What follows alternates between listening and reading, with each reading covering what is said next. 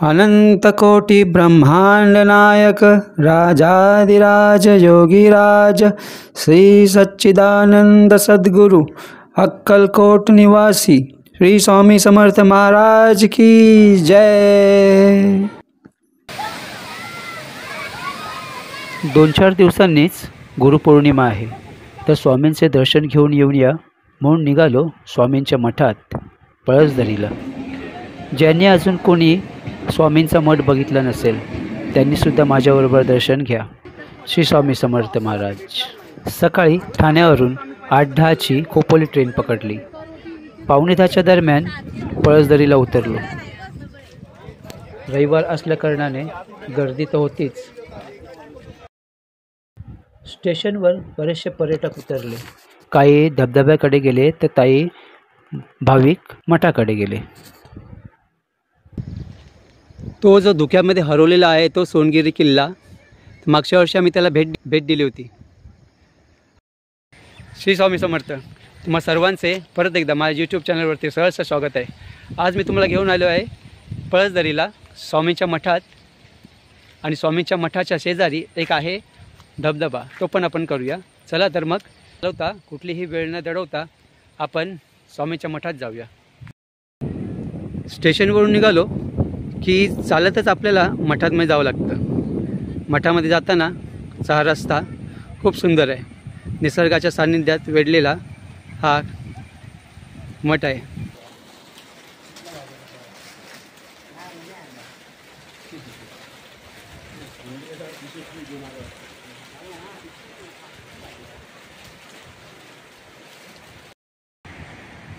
हा आहे पळसदरी डॅम। इंग्रजांच्या काळापासून आहे हा डॅम।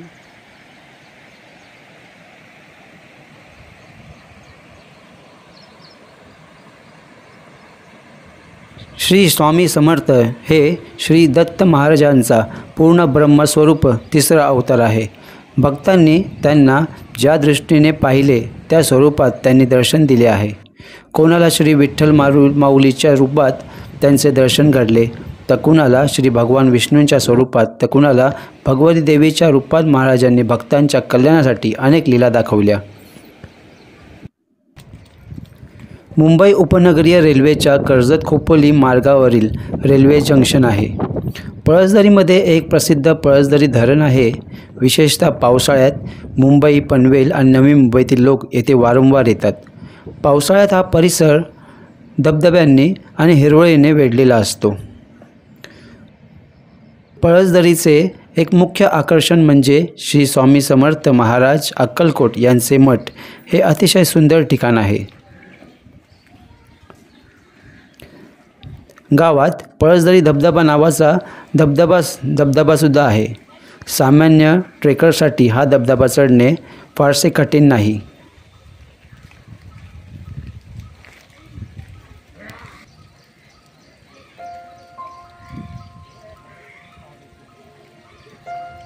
पावसाळ्यामधले इथले वातावरण काही औरच होते। सईकडे जिकडे बघावं तिकडे हिरवेगार गालीचे अंतरलेले होते। त्यातच आपल्याला मध्ये मध्ये दिसतात ते पांढरे शुभ्र असे पाणी, खळखळ जाणारे पाणी।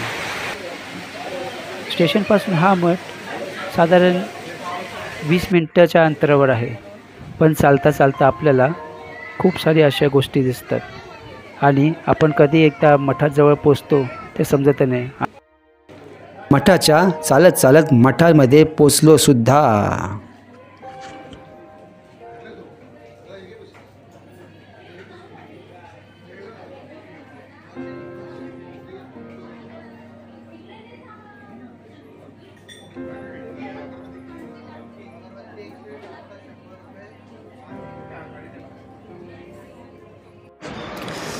मी या मठात मागच्या वर्षीच येऊन गेलो होतो, पण आत्ताचे मठाचे रूप काही वेगळेच दिसत होते। आता या मठाचे सुशोभीकरण करण्यात आले होते। चला तर मग आता दर्शन घेऊया तीर्थरूप दादांची समाधी यांची, आणि त्याच्या पुढे आपणास दिसते ती स्वामींची अशी मूर्ती।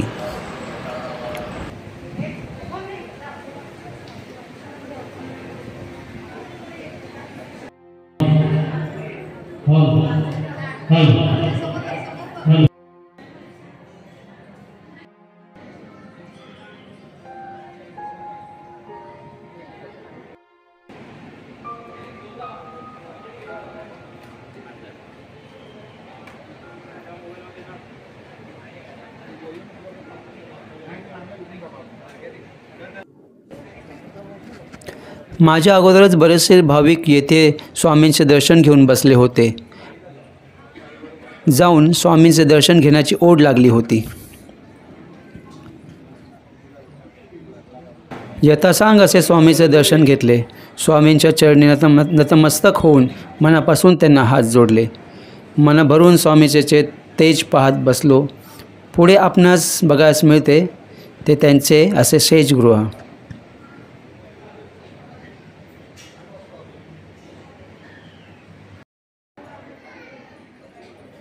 पुढे आपण जाऊया आता ध्यान मंदिरामध्ये, जिथे आपण स्वामींचे ध्यान करण्यासाठी एक खोली आहे, जिथे स्वामींची मूर्ती आहे.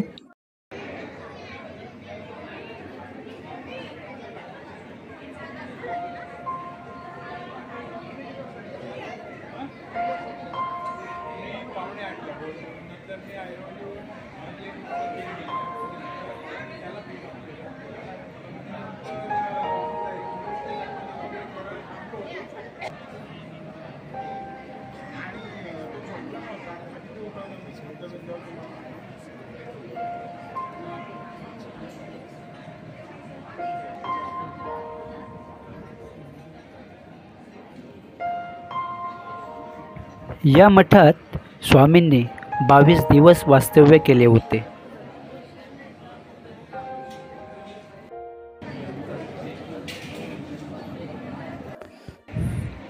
अक्कलकोटला जसे डिझाईन आहे वरती, तसेच इथे सुद्धा तुम्हाला इथेच बघायस मिळते.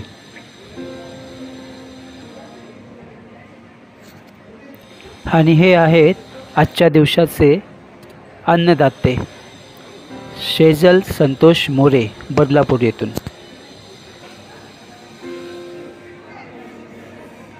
खरंच आहे, मठात प्रवेश करताच आपल्याला जाणवते ती मंत्रमुग्ध असे वातावरण. भक्तिरसात बुडालेले त्यांचे नामस्मरण करणारे स्वामींचे भक्तगण आपणास बघायस मिळतात.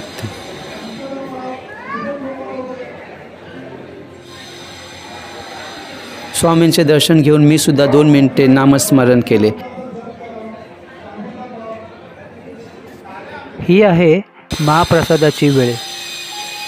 गुरुवार, शनिवार, रविवार आणि पौर्णिमेला इथे महाप्रसादाचे आयोजन केले जाते.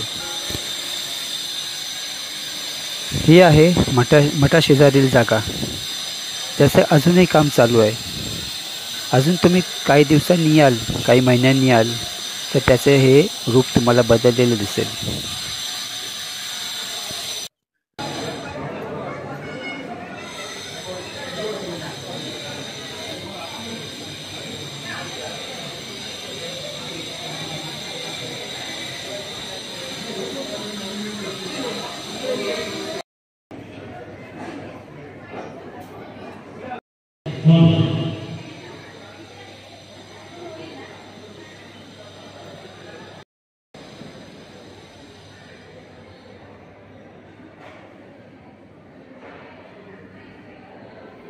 तर गुरुपौर्णिमेला इथं खूप मोठा उत्सव असतो. इथे सकाळी 5 वाजल्यापासून ते रात्री 9:30 वाजेपर्यंत असा ह्या चार्टवर लिहिल्याप्रमाणे भरगच्च असा कार्यक्रम असतो. तर तुम्हाला कोणाला यायचं असेल तर इथे नक्की या. मठाच्या शेजारीच चहा आणि नाश्ता केला, कारण हा मठ केल्यानंतर मला पळसदरीचा धबधबासुद्धा बघायचा होता. म्हणून इथून आता लगेच निघेन आणि धबधब्यावर जाईन. वातावरण तर एवढं छान होतं. मध्येच पाऊस येतो, मोठी एक सर पडते, मध्येच पाऊस थांबतो आणि ह्या वातावरणामध्ये आपण स्वामींच्या दर्शनाला आलो आहे. रविवार असल्याकारणे प्रत्येकजण आपापलं प्रायव्हेट व्हेकल घेऊन इथे येतं. इथे येण्यासाठी तुम्हाला कर्जतचं पुढचं स्टेशन पळसदरीला येण्यासाठी तुम्हाला खोपोली ट्रेन पकडायला. तुम्ही जर ट्रेनने इथे येणार असाल तर खोपोली ट्रेन पकडावी. कर्जतच्या पुढचं स्टेशन पळसदरी येऊन चालत तुम्हाला 15 ते 20 मिनटामध्ये तुम्ही इथे येऊ शकता. मठाच्या समोरच अशी तुम्हाला इथे गावकरी रानभाज्या असं विकताना दिसतील तुम्हाला, आणि बरेचसे लोक त्यांच्याकडून ते घेतसुद्धा होती. तर परत एकदा आता मी मठाला मनापासून नमस्कार करून निघालो पळसदरी धबधब्यावरती. तर इथे मेन रोड आहे, तिकडे एक रस्ता सरळ एक रस्ता तो खोपोलीला आणि एक रस्ता कर्जतवरून येतो. त्या कर्जत आतमध्ये थोडासा हा धबधबा थोडासा आतमध्ये आहे. त्याच्यामुळे तिकडे कोणालाही तिकडे विचारलं असता की धबधबा कुठे आहे तर ते सांगतील तुम्हाला.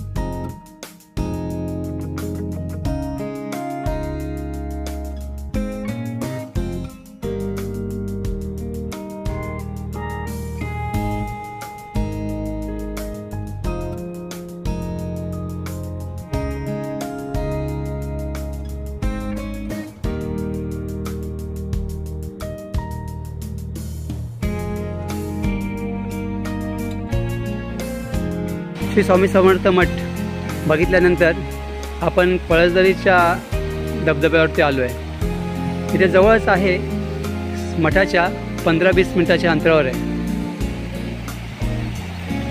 मस्त पाणी वाहत आहे, शांत, कोणीच नाही आहे. मुलांचा आवाज यायला लागला आहे, म्हणजे आता इथे गर्दी आहे.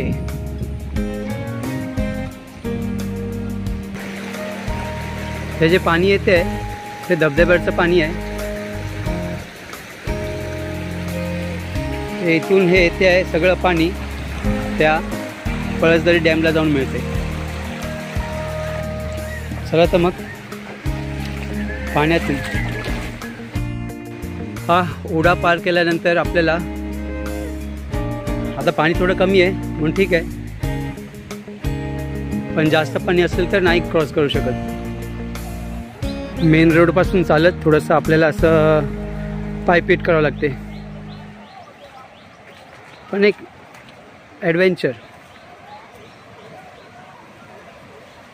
त्या मेन वॉटरफॉलपर्यंत जाण्यासाठी आपल्याला त्या गर्द झाडीतून जावं लागतं. असे डोंगर आहे, आजूबाजूला सगळी झाडीच झाडी. इथून पण एक झरा वाहतो आहे आणि हे पाणी इथे जाऊन मिळतं आहे. चला तर मग पुढे बघूया कसा आहे वॉटरफॉल. खूप वर्षांनी येतोय मी, खूप वर्षांनी येतोय ते मी.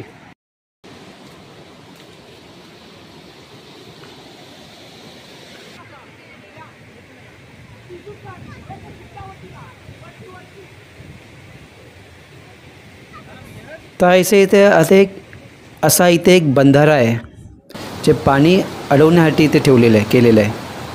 आणि ह्या बंधाऱ्यावरून हे पाणी असं खाली गळत येते.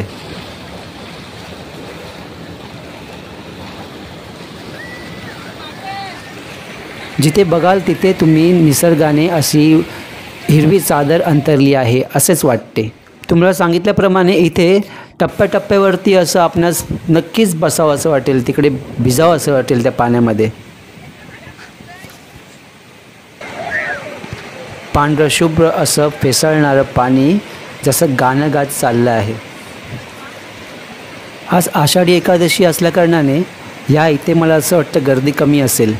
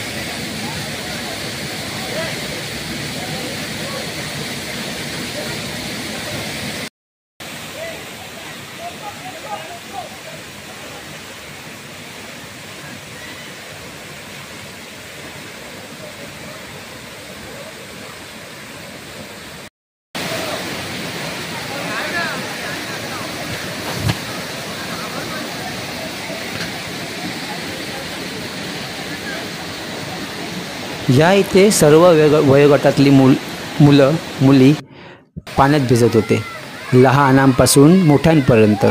एक चिमुरडी मुलं छोटीसुद्धा इथे पाण्यामध्ये खेळत होती.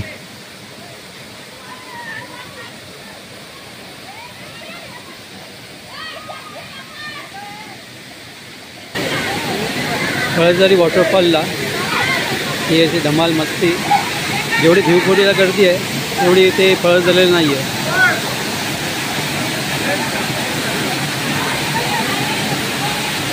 पण जागा तर खूप चांगली आहे, पाणी पण भरपूर आहे. निसर्गाच्या सानिध्यात असलेला पळसदरी वॉटरफॉल.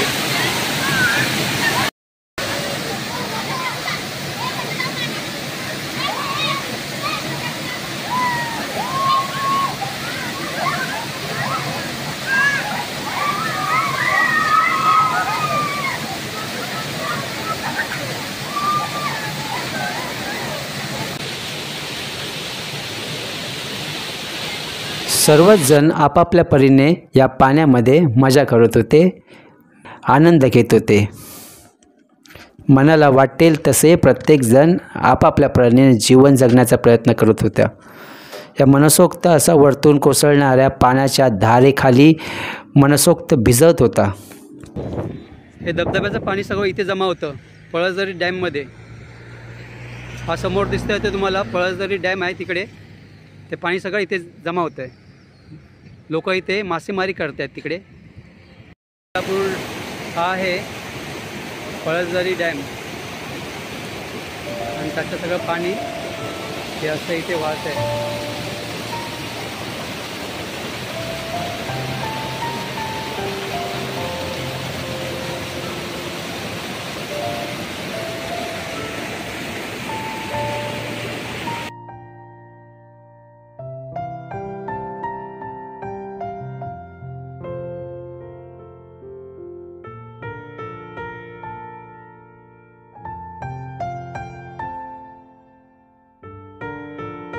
तर आपण आता त्या पळसदरी डॅमवर आलो आहे.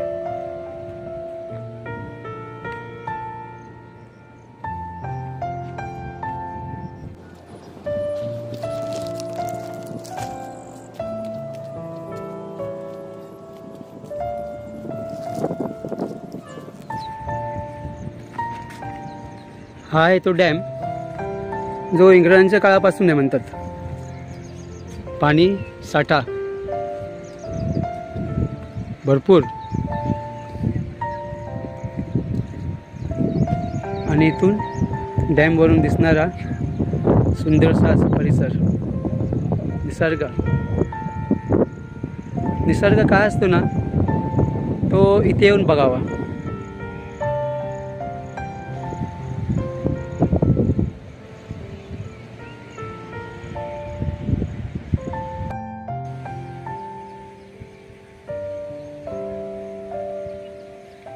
सकाळी आपण त्या तिकडून आलो ते जे मंदिर आहे ते त्या डॅमवर, आणि आता आपण वरती आहे.